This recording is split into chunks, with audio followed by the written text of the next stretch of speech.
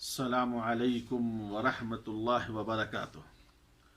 حامد و مصلیا اما بعد، میرے دینی بھائیوں، آج کا عنوان ہے سنت قرآن مجید اور احادیث رسول صلی اللہ علیہ وسلم کی روشنی میں۔ سنت کا اصل معنی ہے، لغوی معنی ہے راستہ کے یا طریقہ کے۔ وہ طریقہ اچھا ہو یا برا، دونوں پر اس سنت کا اطلاق ہوتا ہے، اور شریعت میں کہتے ہیں بھی ہے، شریع میں نبی اصطلاح میں کہتے ہیں نبی صلی اللہ علیہ وسلم کا طریقہ، اور اللہ کے رسول صلی اللہ علیہ وسلم کی حدیث مشہور ہے، فمن رغب عن سنتی فلیس منی۔ یہاں طریقہ اللہ کے رسول صلی اللہ علیہ وسلم کا مراد ہے۔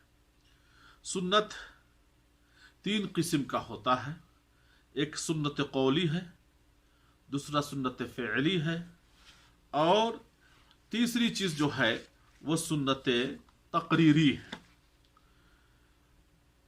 جو اللہ کے رسول صلی اللہ علیہ وسلم کی زبان سے ارشاد مبارک ہے وہ سنت قولی کہلاتا ہے، اور اس کی مثال ہے اللہ کے رسول صلی اللہ علیہ وسلم کی وہ حدیث جو مسلم رحمۃ اللہ علیہ اپنی صحیح میں لکھے ہیں۔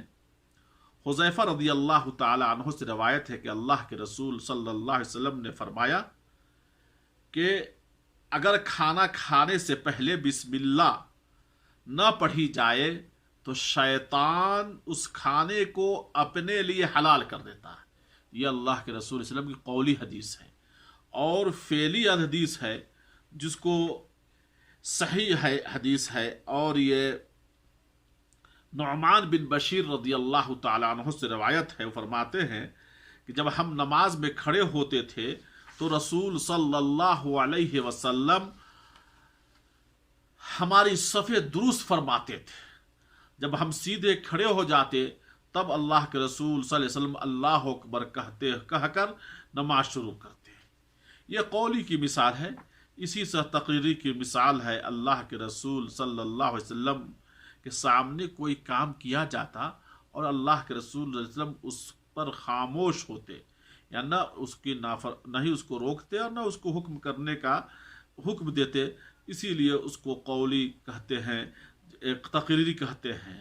اور وہ حدیث اللہ کے رسول صلی اللہ علیہ وسلم کی مشہور ہے، قیس بن عمر رضی اللہ تعالی عنہ کی، کہ اللہ کے رسول صلی اللہ علیہ وسلم نے ایک آدمی کو صبح کی نماز کے بعد 2 رکعت سنت جو پڑھتے ہم لوگ 2 رکعت پڑھتے ہوئے دیکھا، تو آپ نے فرمایا کہ صبح کی نماز صرف 2 رکعت ہوتی ہے۔ تو وہ صحابی رسول صلی اللہ علیہ وسلم فرماتے ہیں، اللہ کے رسول صلی اللہ علیہ وسلم جو سرعت ہم نماز سے پہلے پڑھتے ہیں وہ نہیں پڑھ سکے تھے، اس لیے اس کو ہم پڑھ رہے ہیں۔ اللہ کے رسول صلی اللہ علیہ وسلم خاموش ہو گئے۔ یہ تقریری کی مثال ہے۔ اب سنت دین کے معاملے میں رسول اللہ علیہ وسلم کا حکم کی اطاعت کرنا ہر مسلمان پر فرض ہے، اور جو اس سے روگردانی کرتا ہے گویا کہ وہ اللہ کے رسول صلی اللہ علیہ وسلم کی نافرمانی کرتا ہے۔ خود اللہ تبارک و تعالی نے سورۃ انفال کی آیت نمبر 20 میں اللہ تعالیٰ فرماتا ہے، یا ایھا الذین آمنوا اطیعوا اللہ واطیعوا الرسول، کہ اے لوگو جو ایمان لائے ہو، اللہ تعالی اور اس کے رسول صلی اللہ علیہ وسلم کی اطاعت کرو۔ یہاں آپ اللہ صلی اللہ علیہ وسلم کی اطاعت کرنے کے لیے ہم لوگوں کو حکم دیا گیا ہے۔ دوسری جگہ اللہ تعالی فرماتا ہے، یہ سورہ نور کی آیت نمبر 56 میں، کہ وَأَقِیمُوا الصَّلَاةَ وَآتُوا الزَّکَاةَ وَأَطِیعُوا الرَّسُولَ لَعَلَّکُمْ تُرْحَمُونَ، کہ نماز قائم کرو، زکوٰۃ ادا کیا کرو، اور رسول صلی اللہ علیہ وسلم کی اطاعت کرو، امید ہے کہ تم پر رحم کر دیا جائے۔ اسی طرح سے دوسری جگہ اللہ تبارک و تعالی کہا ہے، مَن یُطِیعِ الرَّسُولَ فَقَدْ اَطَاعَ اللَّهَ، کہ جس شخص نے اللہ کے رسول صلی اللہ علیہ وسلم کی اطاعت کی، گویا اس نے اللہ کے رسول صلی اللہ علیہ وسلم کی جس نے اطاعت کی گویا اس نے اللہ کی اطاعت کی۔ اور یہ سورہ نساء کی آیت نمبر 80 ہے۔ اسی طرح اللہ تبارک و تعالی نے سورہ آل عمران کی آیت نمبر 132 میں کہا ہے وَأَطِيعُوا اللَّهَ وَالرَّسُولَ لَعَلَّكُمْ تُرْحَمُونَ، اللہ اور رسول کی اطاعت کرو تم پر رحم کر دیا جائے۔ ان تمام آیتوں سے اور دوسری جگہ اللہ تعالیٰ کہا وَمَا آتَاكُمُ الرَّسُولُ فَخُذُوهُ وَمَا نَهَاكُمْ عَنْهُ فَانْتَهُوا، کہ تمہیں جو اللہ تعالیٰ فرمایا کہ جو ہے تمہیں اللہ کے رسول صلی اللہ علیہ وسلم حکم دے اسے پکڑ لو، یعنی اس پر عمل شروع کرو، اور جس سے منع کرے اس سے رک جاؤ۔ اور محترم، اطاعت رسول ہی اصل کامیابی کا ضامن ہے۔ اللہ تعالیٰ خود کہا وَمَن يُطِعِ اللَّهَ وَرَسُولَهُ فَقَدْ فَازَ فَوْزًا عَظِيمًا، کہ جس شخص نے اللہ کے رسول صلی اللہ علیہ وسلم کی اطاعت کی گویا کہ وہ کامیاب و کامران ہے۔ اللہ کی اطاعت اور رسول صلی اللہ علیہ وسلم کی اطاعت، یہ دونوں شرط ہے آپ کی کامیابی کے۔ اگر اللہ کے رسول صلی اللہ علیہ وسلم کی اطاعت نہیں کرتے ہیں تو آپ کامیابی آپ کی نہیں ہے، اس میں کہیں سے کوئی شک نہیں ہے۔ بلکہ اللہ کے رسول صلی اللہ علیہ وسلم کی اطاعت اتباع کے ساتھ اگر کر لیتے ہیں، ان کی کسی سنت پر عمل کر لیتے ہیں، تو اللہ تبارک و تعالیٰ آپ کے گناہ کی مغفرت فرمائے گا۔ اللہ تعالیٰ خود فرمایا قُلْ إِن كُنتُمْ تُحِبُّونَ اللَّهَ فَاتَّبِعُونِي يَحْبِبْكُمُ اللَّهُ وَيَغْفِرْ لَكُمْ ذُنُوبَكُمْ وَاللَّهُ غَفُورٌ رَحِيمٌ۔ یہاں اللہ تعالیٰ کہہ رہا ہے کہ اے نبی اکرم صلی اللہ علیہ وسلم، کہہ دیجئے اپنی امتیوں کو اگر تم اللہ سے محبت کرنا چاہتے ہو تو فَاتَّبِعُونِي، میری اتباع کرو، یعنی نبی صلی اللہ علیہ وسلم کی اتباع کرو۔ اور جب اللہ کے رسول صلی اللہ علیہ وسلم کی اتباع تم شروع کر دو گے، يَحْبِبْكُمُ اللَّهُ، اللہ تم سے محبت کرنے لگے گا۔ پہلی رحمت، پہلی چیز ہے اللہ کے رسول کی اطاعت کرنے پر پہلا ثواب کیا ہے، پہلا اجر کیا ہے، آپ سے اللہ محبت کرنے لے گا۔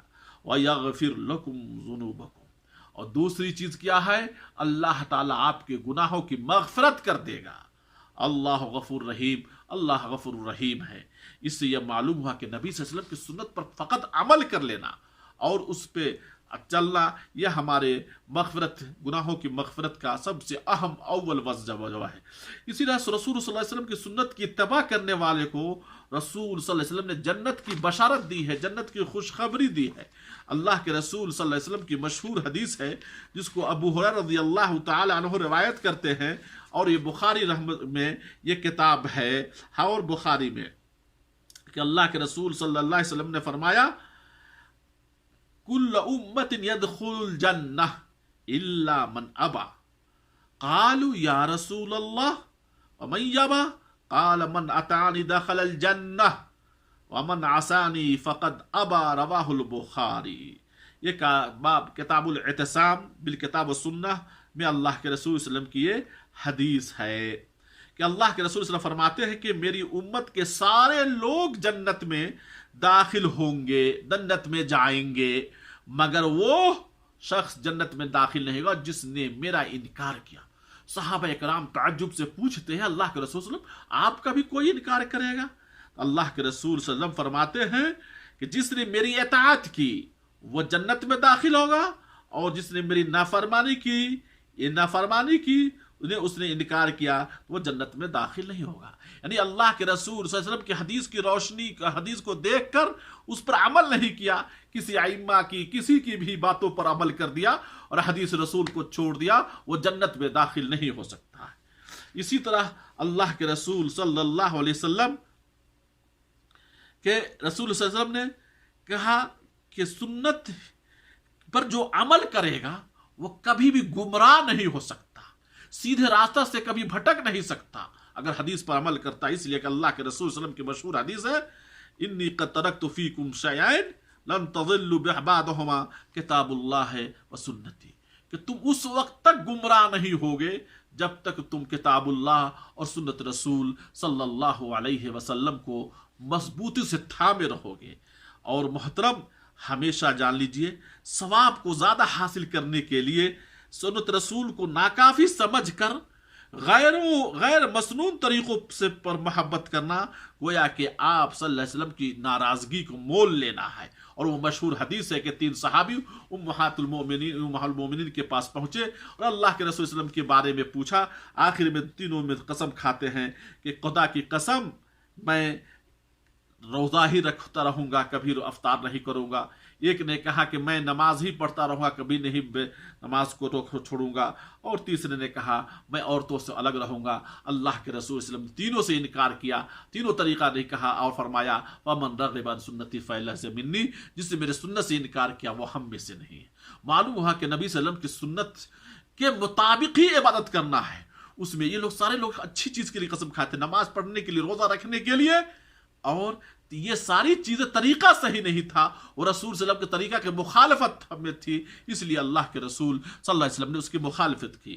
اور سنت کا علم ہونے کے بعد اس پر عمل نہ کرنے والے لوگوں کو نبی صلی اللہ علیہ وسلم کی نافرمانی کرتا ہے۔ اور وہ حدیث مشہور ہے، فتح کے وقت اللہ کے رسول صلی اللہ علیہ وسلم جب مکہ کے لیے نکلے مدینہ مبارک سے، عصر کی نماز کے بعد آپ نے پانی منگایا، رمضان کا دن تھا، پانی منگا کے پی لیا، تمام صحابہ دیکھے اور پی لیا، لیکن کچھ صحابہ ایک دو صحابی نماز نہیں کہتے ہیں روزہ نہیں توڑے۔ تو اللہ کے رسول صلی اللہ علیہ وسلم کو جب خبر ہوئی، اللہ کے رسول صلی اللہ علیہ وسلم شدت غضب سے کہتے ہیں اولئک العصاة اولئک العصاة اولئک العصاة، وہ اللہ کا نافرمان ہے، وہ اللہ کا نافرمان ہے۔ معلوم کیا ہوا کہ یہ اللہ کے رسول صلی اللہ علیہ وسلم کی سنت کو چھوڑ دیے تھے، ان کو حکم کو چھوڑ دیے تھے، اس لیے اللہ کے رسول صلی اللہ علیہ وسلم ان لوگوں کو اللہ کا نافرمان فرمایا۔ اور جو عمل سنت رسول صلی اللہ علیہ وسلم کے مطابق نہ ہو وہ مردود ہے۔ اور حدیث مشہور ہے من احدث فی امرنا ھذا ما لیس منہ فہو رد، یہ متفق علیہ کہ وہ مردود ہے۔ جو حدیث جو عمل کیا آدمی، جو کوئی چیز ایجاد کیا شریعت میں اور اس کے مطابق کوئی قرآن و حدیث سے کوئی دلیل اس کے لیے نہیں ہے، وہ مردود ہے، ناقابل قبول ہے۔